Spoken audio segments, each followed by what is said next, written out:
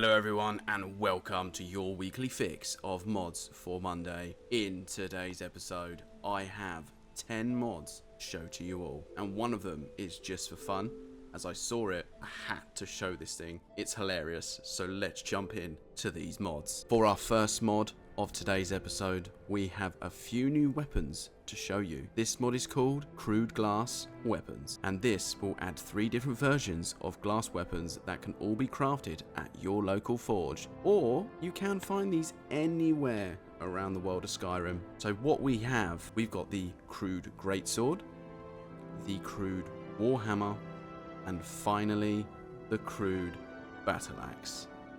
I personally think these look amazing. The creator of these have done an amazing job. This is definitely a brilliant alternative to the vanilla glass weapons. Moving on to our second mod, we are going to be taking a look at a collection or series, if you like, of mods called FuzzBeed's Dragon Lairs. Well, I think that's how you pronounce FuzzBeeds. Probably wrong. This series of mods is just an overhaul of all the selected dragon lairs that you can find around Skyrim. So far, there has only been 4 of them created. We have Dangerous Dragontooth Crater, Ambient Ancient's Ascent, Nefarious Northwind Summit, and Sublime Skyborn Altar.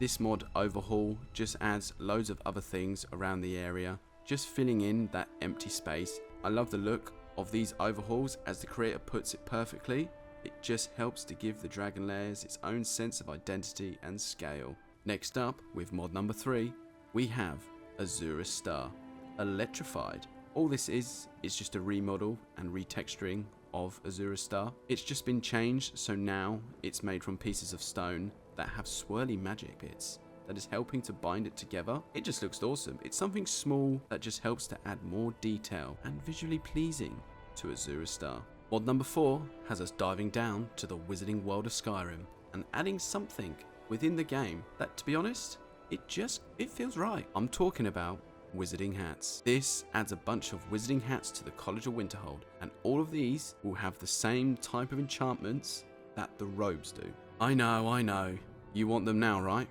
Well, to get hold of these awesome things, you just need to head over and see one of the College of Winterhold's merchants. Or if you want to be a little bit sneaky, they have been placed around the college for you to, borrow. So let's take a look at mod number 5. This mod is an armor set, for which this is perfect for those who love playing as a vampire. This one is called DX Crimson Armor, and there are multiple pieces to this set that does allow you to have many different options on how you want to wear it.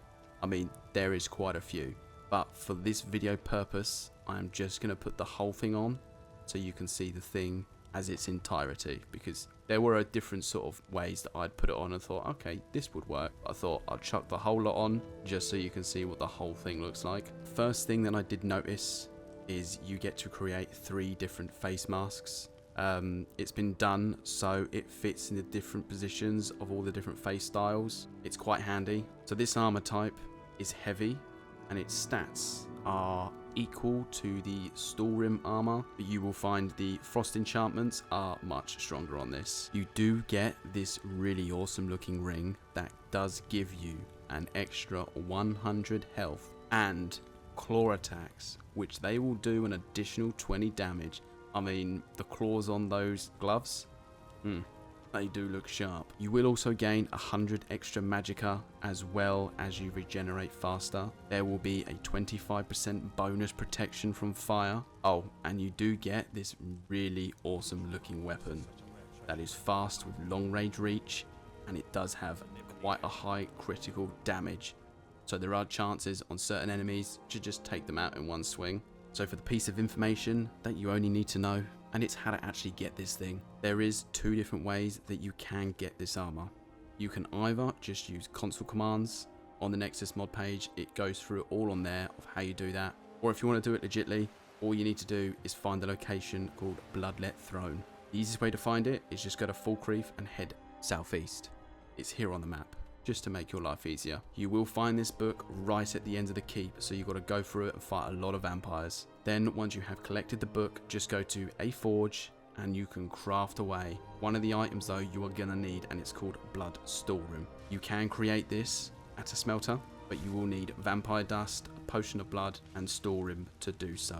Once you got all of that stuff, you can craft away. We now have a Druid Mask. This mod allows you to create 2 versions of this mask.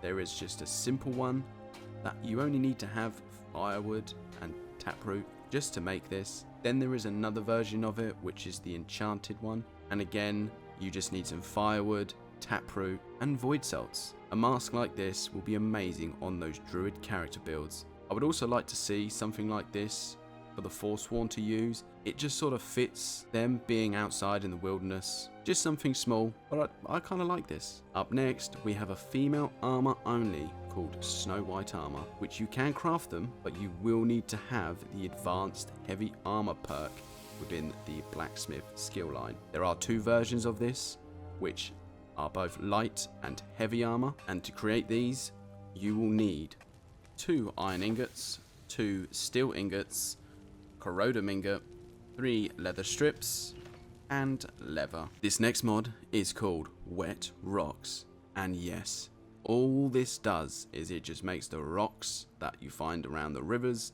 lakes, look wet, a bit more realistic. It's just adding more diversity to your surroundings. These small little graphic mods are amazing, because once you start downloading loads of different ones just like this, you really will see a difference in the way Skyrim looks and feels. On mod number 9, for me, this is something I don't actually understand why Bethesda never put this in the original game, or even at least gave you an option to have it. It is simply just an oxygen meter. So when you are swimming underwater, you actually get a very accurate idea of how much oxygen you have left, so you know when to swim up. I know Skyrim has something, so you can tell, but it would have just been nice if it had the option to have a bar on the screen, so you can see how much air you got, so you know when to come up. It just would have been a nice touch. Finally, we come to our last mod. Now this one, I had to download it and have a play of it. This is a big fuck off golden spoon. And yes, it is a giant golden spoon and is used as a 2-handed weapon. All that you need is gold ingots and a fork. I bet this is even something Alduin couldn't see coming, being slain by such a weapon. I do love these kind of mods that people put in Skyrim. It just adds a bit of fun. So when you've been playing for a long time, trying to be really immersive, and you just want to have half an hour of fun, this is the kind of mod you want to download, doing that. And there you have it. That is my picks for this week's episode. I just want to take this time to thank everyone who's been coming along and supporting this series. I really do appreciate all the comments you have all been leaving on the videos. At some point, I will start looking at other games and mods that you can get for them, but I'm still obsessed with Skyrim at the moment, so we shall be continuing on with that for quite a while. Anyway, if you like what you see, please leave a like and consider subscribing to the channel, and I will see you all next week for another episode of Mods for Monday. Goodbye.